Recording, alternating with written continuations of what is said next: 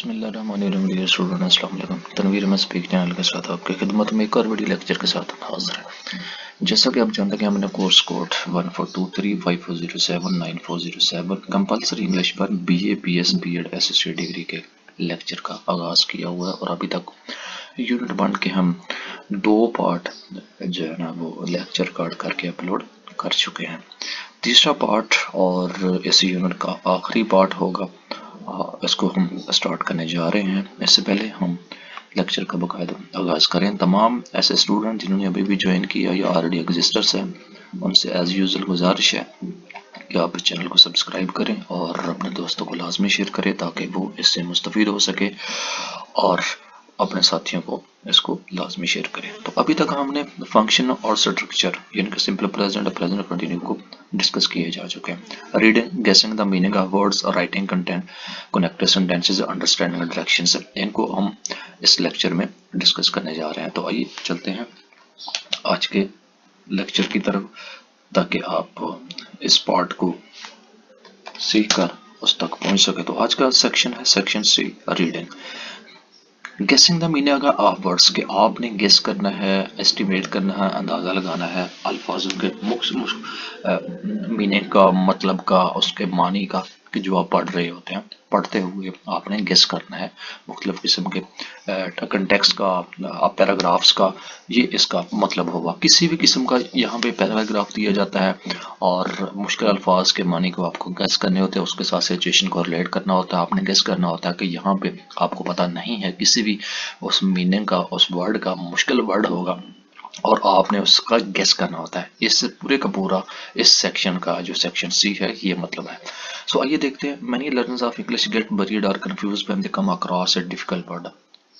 कई ऐसे लर्नर जो इंग्लिश सीख रहे होते हैं परेशान होते हैं, कंफ्यूज होते हैं जब वो मुश्किल अल्फाज के सामना करना पड़ता है। They want their teacher to translate, और वो अपने टीचर से उसका तर्जमा चाहते हैं, और एक्सप्लेन एवरी वर्ड, और अपने लफ्ज़, हर लफ्ज़ का दे डू नॉट नो, क्योंकि वो नहीं जानते, और they look of for meaning every unknown word in a dictionary, या वो देख रहे होते हैं कि हर मुश्किल अल्फाज जिसको वो नहीं जानते डिक्शनरी में उसका मतलब निकालने के लिए, उसका मीनिंग निकालने के लिए। तो ये एक तरीका ये होता है। Dictionary is a great tool, dictionary एक बहुत अच्छा टूल है, but if you rely too much on a dictionary, अगर आप बहुत ज़्यादा आप रिलाई कर रहे हैं डिक्शनरी पर, then you would not be able to become an efficient and fast reader. तो आप एक यानी कि तेज रीडर, जानने वाला इतना एफिशिएंट नहीं बन सकते, आप इस काबिल नहीं बन सकते अगर आप हर चीज़ जो है ना डिक्शनरी से ही देखेंगे। You need to infer or guess the meanings of words through the context or situation which it is placed. तो आपको अंदाज़ा लगाना चाहिए, आपको गेस करना चाहिए उन मीनिंग्स का, अल्फाज का, जो आप इस कंटेक्स्ट में या सिचुएशन में आपको सामना करना पड़ता है, जहाँ पे आप मिलते हैं और आपको मुश्किल लगते हैं। आपको गेस करके उन अल्फाज को समझना चाहिए। The meaning of many unknown words can be inferred और गेस फ्रॉम द कंटेक्स्ट, और बहुत से ऐसे अननोन वर्ड्स हैं जिसको मतलब ऐसे अल्फाज मिलते हैं जिनको आप नहीं जानते और आप उनका गेस करते हैं तमाम कंटेक्स्ट में या पैराग्राफ में, पर्सपेक्टिव ऑफ द पैसेज, उसके सिचुएशन के हिसाब से, पैसेज के हिसाब से, उस सिचुएशन में, उस कंडीशंस में जो भी वहाँ पे आपको फेस आ रही होंगी या लिखी होगी उसके कंटेक्स्ट में। It is very important to learn how to guess the meaning of unknown words. ये बहुत अहम होगा कि आप किस तरह अंदाज़ा लगाएंगे, किस तरह आप गेस करेंगे अननोन वर्ड्स का, यानी कि जिसको आप नहीं जानते उसके मीनिंग का, उसका मानी निकालेंगे व्हेन यू रीड, जब आप पढ़ रहे होते हैं। If you don't your reading you will slow and difficult and you may so worried about the meaning of individual words that you may miss the general meaning of the paragraph or the passage of you are reading. आप नहीं जानते, आप जब पढ़ रहे होते हैं मुश्किल अल्फाज के मानी का और आप परेशान होते हैं कि इसके क्या मानी होंगे इंडिविजुअली तौर पे, इंडिविजुअल वर्ड्स के वहाँ पे जो आपको फेस कर रहा होता है, सो आप मिस कर रहे होंगे आम मानी को, आप पैराग्राफ के जो वहाँ पे आप पढ़ रहे हैं, जो आप देख रहे हैं उस सिचुएशन में, उन हालात में, तो आपने उसका गेस किस तरह लगाना है। Let us do some exercise, आइए कुछ एक्सरसाइज करते हैं, that will help you learn to the guess. तो आपको अंदाज़ा होगा, आप सीख सकेंगे किस तरह लगाना है words meaning through the context. Context के पूरे कंटेक्स्ट में आपने किस तरह मतलब निकालने का, सामान निकालने का अंदाजा लगाना था। Following is a newspaper report, ये एक न्यूज़पेपर रिपोर्ट है। This report contain number of words printed in italic. इस रिपोर्ट में मुख्तलिफ किस्म के अल्फाज शामिल हैं जो अटैलिक फॉन्ट में लिखे गए हैं, विच यू माइट नॉट हो, जिनको आप नहीं जानते होंगे। रीड इट केयरफुली, गौर से पढ़िए, and see if you can guess the meaning of these words from the context of the passage. इस पैराग्राफ में, इस पैसेज में जो कंटेक्स्ट में दिया गया है, इसको गौर से पढ़िए और अंदाज़ा लगाइए, गेस कीजिए कि इसका क्या मतलब पड़ता है इन तमाम अल्फाजों का, इन तमाम। तो ये डियर स्टूडेंट, ये एक बैंकॉक का एक वहाँ पे एक अटैक हुआ था, इन तमाम के तमाम जो आप लिखा हुआ है, और पुलिसमैन बता रहा है रिपोर्टर्स को कि कुछ लोगों को चाकू से जख्मी किया गया, और वो 6 लोग थे फॉरनर्स, और वहाँ पे जो आई विटनेस है उनके मुताबिक, और उनकी एज जो है ना वो 20 बता रहे हैं, उन पे हाथ में चाकू था, ग्लासेस पहने हुए थे, शॉर्ट बाल थे, और उनकी जो है ना वो फेयर स्किन थी। तो ये उसके बारे में बताया हुआ, आप इसको रीड आउट कीजिए और गेस कीजिए कि यहाँ पे क्या इसका मतलब बनता है। मुश्किल अल्फाज में हैं, आप उसको अंदाज़ा कीजिए। यही सिर्फ और सिर्फ section C reading the meaning का और करने का और बताने का मकसद सिर्फ और सिर्फ यहाँ पे ये बन रहा है। इसके अलावा एक्सरसाइज है 21 कॉलम 1 और कॉलम 2 में इसी तरह मुश्किल अल्फाज के मैंने आप अंदाज़ा कीजिए और इट्स ट्राई कीजिए। आपको बता दिया कि आपने गेस करना है सिचुएशंस के हिसाब से, कंटेक्स्ट के हिसाब से, पैराग्राफ के हिसाब से जो वहाँ पे दिया गया है क्या लिखा हुआ है। अगर मुश्किल अल्फाज को मानिए उसके साथ रिलेट करके उस चीज़ को, सिचुएशंस को, उन हालात को, उस पैसेज को, उस पैराग्राफ को आपने समझना है। तो ये है आपका, आपने किस तरह गेस करना है मुश्किल अल्फाज के मानी का इस सेक्शन में। इसी तरह एक्सरसाइज 22 है, इसको आप इटसेल्फ ट्राई कीजिए और अपने नॉलेज में एनहेंस कीजिए। और ये मुश्किल अल्फाज को हाईलाइट भी किया है एक्सरसाइज 23, और ये एक पुलिसमैन है, इसमें भी इसी तरह का है। आप enforcement, ensure, enhance, deployed, directives, ये उन्होंने जो है ना वो मुश्किल अल्फाज के मानी को अपग्रेड भी, हाईलाइट भी किया है, और आप इसको इस रिपोर्ट में जो है ना अपने नॉलेज में एनहेंस कर सकते हैं कि आप पंजाब गवर्नमेंट क्या स्टेप ले रही है, इम्प्रूव द ऑर्डर, सिचुएशंस, और ये सारी जो पाकिस्तान के रहने वाले हैं उसके बारे में यहाँ पे लिखा हुआ है। इसके अलावा एक और है, और ये फ्रेसेस हैं, वर्ड्स हैं, और ये प्रिंटेड है, अप्रोप्रिएट मुनासिब जो अल्फाज हैं उनकी भी लिस्ट दी गई है। इसको भी आप एक्सप्रेशंस दे के इसके भी मीनिंग का अंदाज़ा लगा सके। इम्प्लीमेंटेशन क्या है, अपोज क्या है, पोजीशंस क्या है, कंपेनर्स कौन से हैं कहलाते हैं, तो इनका भी आप अंदाज़ा लगा के इनमें ये दिया हुआ है, इनमें फिल आउट करना है और एक्सरसाइज करनी है आपने कि किस तरह आपने मीनिंग का गेस करना है। Read an interesting personal account written by a young boy who had moved back to the Pakistan after years of living in Dubai.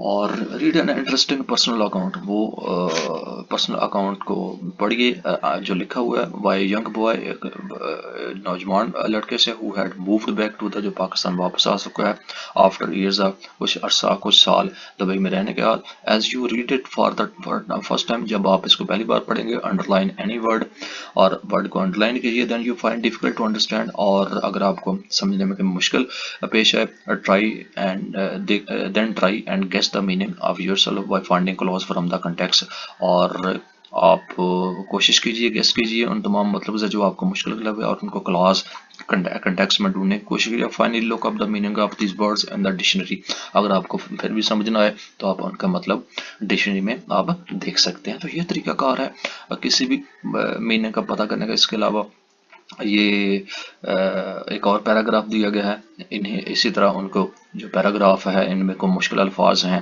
उनको आप हाईलाइट कीजिए, उनके सिचुएशन के साथ गेस कीजिए, साथ रिलेट करके, और उन तमाम मीनिंग का, उन पैसेजेस का अगर वो आपको नहीं समझ आ सके, ये ट्रैफिक जाम के सिस्टम है यहाँ पे दिया हुआ है, तो उनके साथ गेस करके उसको आप ड्राइव कर सकते हैं।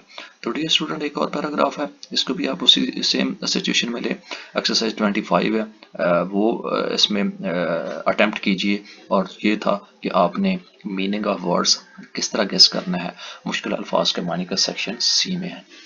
अभी हम section D, writing connected sentences, कि आपने जुमले के साथ किस तरह ऐसे अल्फाज को कनेक्ट करना होता है कि एक दूसरे के साथ जुड़ जाए, एक का दूसरे के साथ कनेक्ट हो जाए, एक जुमले को दूसरे के साथ मिला दिया जाए। तो इसमें हम वो सीखेंगे सेक्शन डी में। We join sentences in many different ways, हम बहुत से ऐसे जुमलों को ज्वाइन करते हैं मुख्तलिफ तरीकों से, वो यूज़ हम इस्तेमाल करते हैं। But however and many connected to join to shorter sentence and make them longer, और बहुत से ऐसे छोटे सेंटेंस होते हैं जब उनके साथ यूज़ करते हैं एंड, बट, हाउएवर, और उसको छोटे के साथ लंबे हो जाते हैं, उनके साथ कनेक्ट करने के बाद, उनके साथ मिलाने के बाद छोटे सेंटेंस को बड़े सेंटेंसेस के साथ। In this section we are going to learn how to join sentence with linking words. और इस सेक्शन में हम सीखेंगे कि आपने किस तरह जॉइन सेंटेंस बनाने हैं एक अल्फाज के साथ दूसरे अल्फाज को लिंक करने के साथ, और कंजक्शंस, और उसको कंजक्शंस भी बोलते हैं। In this unit you will learn about conjunctions. आप कंजक्शन के बारे में सीखेंगे। एक conjunction is a connecting words, एक जो कंजक्शन होता है वो एक वर्ड के साथ कनेक्टेड होता है, एक वर्ड के साथ that connects part of a sentence, और ये जो कनेक्ट होता है ये जुमले का हिस्सा होता है। We will look at only two types of conjunctions. हम इसमें देखेंगे दो टाइप के कंजक्शन, यानी कि एक को साथ दूसरे के साथ कनेक्ट करना, एक को दूसरे के साथ मिलाना, एक छोटे जुमले को दूसरे जुमले के साथ मिला के बड़ा करना। इसको कहते हैं राइटिंग कनेक्ट सेंटेंसेस। इसको राइटिंग सेक्शन में दिया गया है और इसको कंजक्शंस भी बोलते हैं। तो कोऑर्डिनेटिंग कंजक्शंस एंड सब कोऑर्डिनेटेड कंजक्शंस। कोऑर्डिनेटेड कंजक्शंस और सब यानी कि एक दूसरे के साथ मिलाने वाले को कोऑर्डिनेटिंग, फिर उनके साथ और सबऑर्डिनेट उनके मतहत भी कंजक्शंस होते हैं, हम उनको डिस्कस करते हैं। Coordinating conjunction join single words और they main join group of words. वो सिंगल वर्ड्स को भी ज्वाइन कर सकते हैं, एक दूसरे को मिला सकते हैं, और ग्रुप को भी मिला सकते हैं। बट रिमेंबर, याद रहे that they always join similar elements. For example, और वो सिमिलर एलिमेंट्स होते हैं, यानी कि इस सेम उसी तरह के अनासर होते हैं, यानी कि subject plus subject, verb phrase होगा या वर्ब फ्रेज होगा, सेंटेंस प्लस सेंटेंस। तो इस तरह ये कोऑर्डिनेटेड कंजक्शन बनता है, यानी कि सब्जेक्ट के साथ सब्जेक्ट और वर्ब के साथ वर्ब मिला के।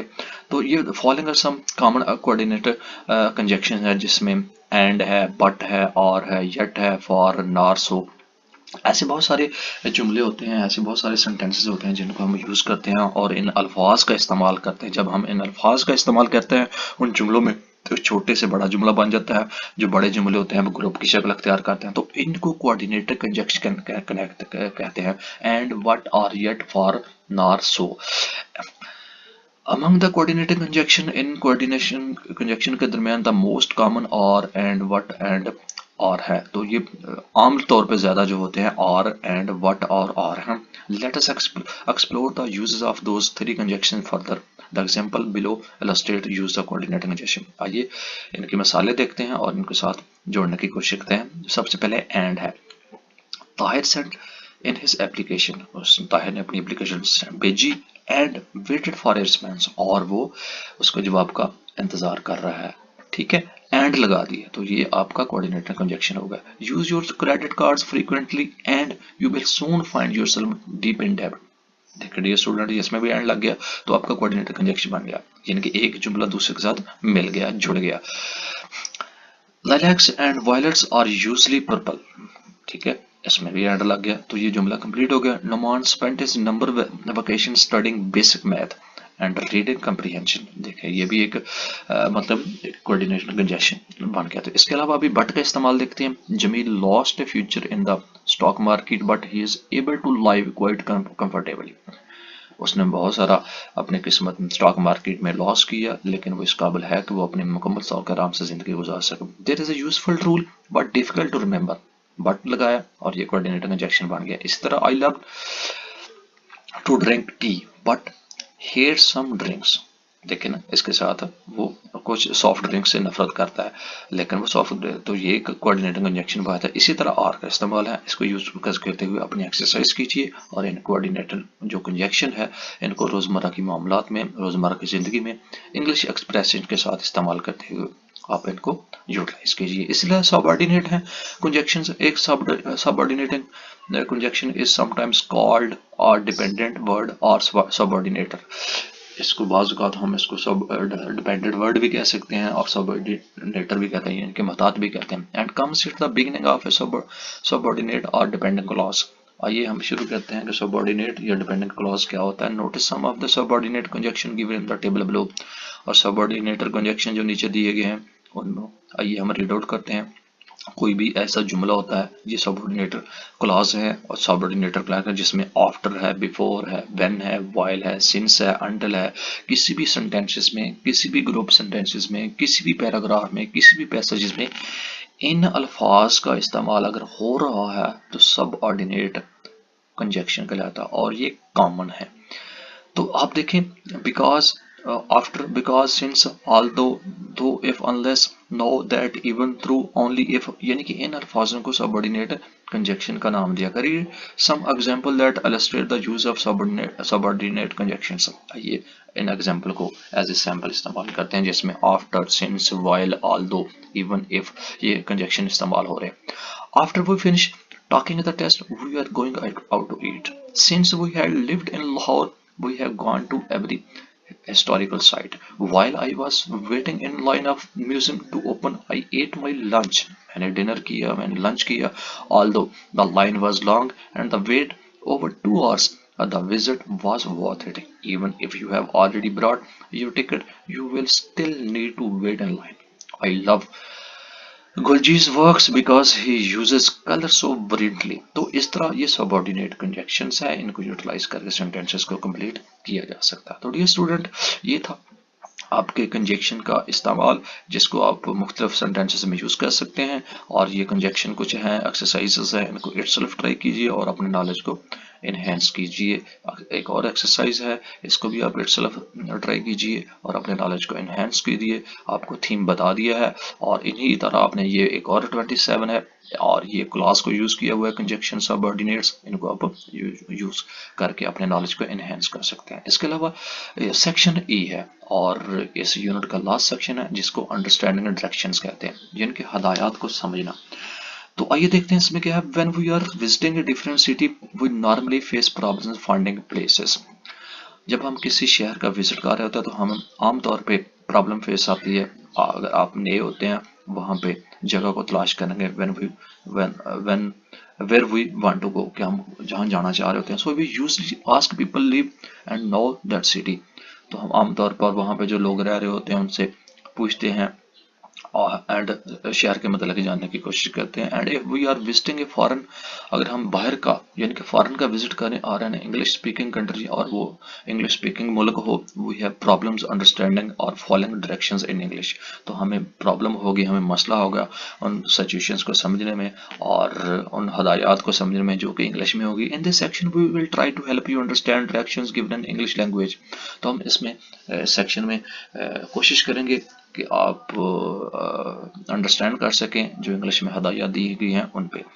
ठीक है, तो ऐसे हदायत, जैसे मिसाल के तौर पे आप किसी दुबई में चले जाएं, दुबई में, या किसी और आप यूके चले जाएं, बरतानिया चले जाएं, तो वहाँ की जो इंग्लिश लैंग्वेज है आपको समझने में प्रॉब्लम होगी। आप कहीं जाना चाहते हैं, किसी जगह पे पहुँचना चाहते हैं तो आपको पता नहीं चलता, तो वो आपको बता दिया जाता है वो साइन बोर्ड से या किसी से आप गाइडलाइन इंस्ट्रक्शंस लेते हैं, डायरेक्शन लेते हैं। तो अगर वो इंग्लिश में होगी तो आपको कोई जगह तलाश करने में, उस जगह पे पहुँचने में कोई प्रॉब्लम होगी। यहाँ पे कहने का ये मकसद है कि आप एक्सरसाइज करें, आप किसी भी डायरेक्शन के साथ दो दोस्तों के साथ मिलके आप इंग्लिश में एक पैराग्राफ लिखें, पैराग्राफ को ज्वाइन करें, आप डायरेक्शंस देखें और डायरेक्शंस के मुताबिक राइट डाउन करते हुए, रीड आउट करते हुए या उनको फाइंड आउट करते हुए, जिस जगह पे आपने पहुंचना है उसको समझते हुए आपने इन चीज़ों को यूटिलाइज करना है। जो आपके पास इंग्लिश वोकेबलरी होगी, जो एक्सप्रेशंस होंगे इंग्लिश के, और आपने उन तमाम वर्डिंग को यूज़ करते हैं। तो इसी तरह आपने ये क्लिफ्टन एरिया पहुंचे हुए कराची में मुस्तफ़ा, और ये एक पैराग्राफ दिया गया और वहाँ पे वो जगह तलाश कर रहे हैं किस तरह उसने जाना है, इसको आपने सुनना है। अगर आपके पास कैसेट अवेलेबल है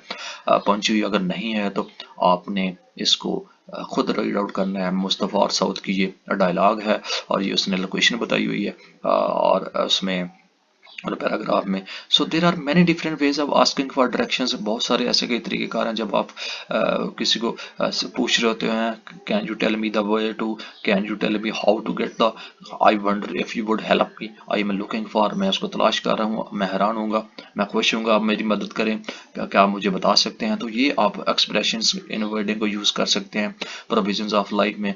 इस तरह एक और भी है, वाइल गिविंग डायरेक्शन, जब आप किसी को हदायत दे रहे होते हैं, we need to express in this ways, और हम इस तरह हम इंग्लिश में एक्सप्रेस कर सकते हैं, बता सकते हैं। गो अप डाउन, आप सीधे जाएं, और आप go up and down, go across the street, आप गली के साथ साथ चले जाएं, टर्न आप मुड़े, right turn, left, go along the street, it will you about minute to get there, it's only a minute walk। तो ये आप एक्सप्रेशंस इन वर्डिंग को आप यूज कर सकते हैं किसी भी इंसान को, किसी भी ह्यूमन बीइंग को, या किसी को भी आप डायरेक्शन दे रहे होते हैं या आप ले रहे होते हैं, तो आप इन तमाम चीज़ों को यूटिलाइज कर सकते हैं। इस तरह एक और एक्सरसाइज आ गई डियर स्टूडेंट, और ये मुस्तफ़ा और सऊद बता रहे हैं कि वो किस तरह एक दूसरे को क्लिफ्टन केरी में पहुंचने में मदद फराहम कर रहे हैं, तो इनको यूटिलाइज करते हुए अपने इन्हेंस कर सकते हैं। और ये देखें लोकेशन भी बता दी उसने, मुस्तफ़ा ने,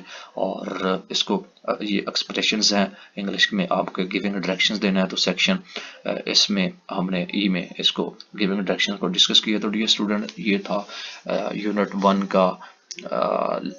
1 लेक्चर का पार्ट 3, जिनको हमने कंबाइंड इसमें पार्ट 3 में डिस्कस किया और आपको बताया कि आपने किस तरह लर्न करना है, किस तरह पैसेज का, पैराग्राफ का, meanings of words and giving directions किस तरह लेनी है आपने, ठीक है कि नहीं। तो आपने इन तमाम चीज़ों को उम्मीद है अच्छे से आपने देख लिया होगा, अच्छे से आपने पढ़ लिया होगा, अच्छे से आपने सुन लिया होगा। इसी तरह आपने एक्सरसाइज करनी है, आपको कुछ जो एक्सरसाइज दी गई है, और इसी तरह आपने लर्न करना है और अपनी रोज़मर्रा के जो मामलात हैं उनको इंग्लिश में कन्वर्ट करने की कोशिश करनी है।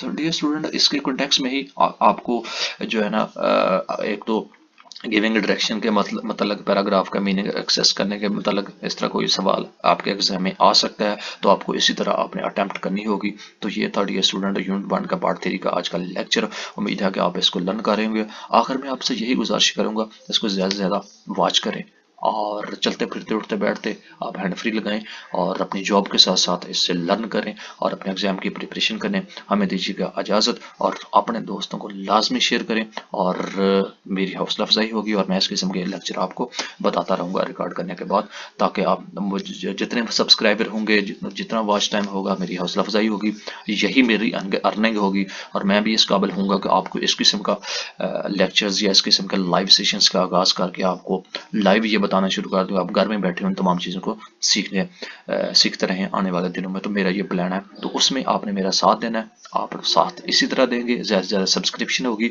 और वॉच टाइम होगा, तो फिर मैं उन चीज़ों को लेके आ सकता हूँ ऑन द लाइव। तो हमें दीजिएगा इजाज़त, हमारी तरफ से अल्लाह हाफिज़।